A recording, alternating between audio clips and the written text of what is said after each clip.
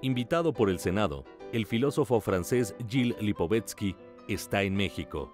Es conocido por su polémica idea de que vivíamos no en la posmodernidad, sino en una hipermodernidad. Esta distinción marca el total de su obra.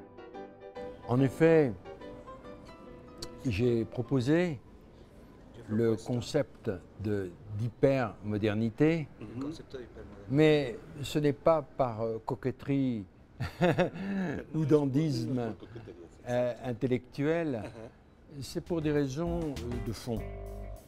Depuis la fin des années 70, il y a eu l'idée de postmodernité que j'ai utilisée, mais après quelques années, je me suis rendu compte que le concept n'était pas correct.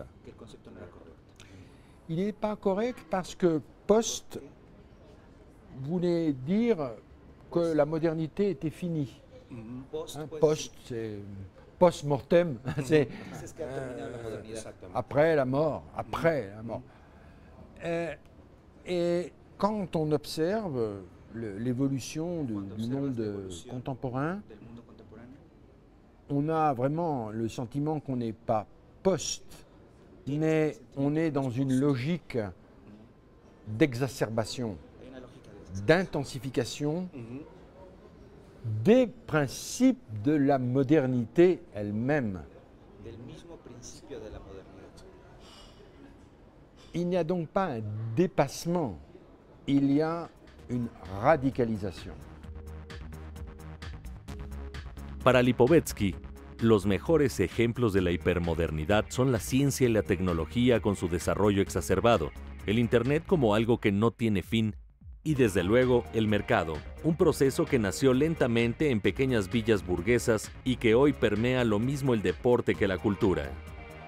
Les grands principes de la modernité, c'était la technoscience, la rationalité, le marché, deuxièmement le marché, troisièmement l'individualisme et la démocratie. Prenez ces trois logiques. Ces trois logiques, elles sont devenues dominantes. Elles ont détruit, dans la modernité, si, le capitalisme, il y avait le socialisme, le communisme, il y a eu le fascisme contre la démocratie libérale. Il y avait des contre-modèles.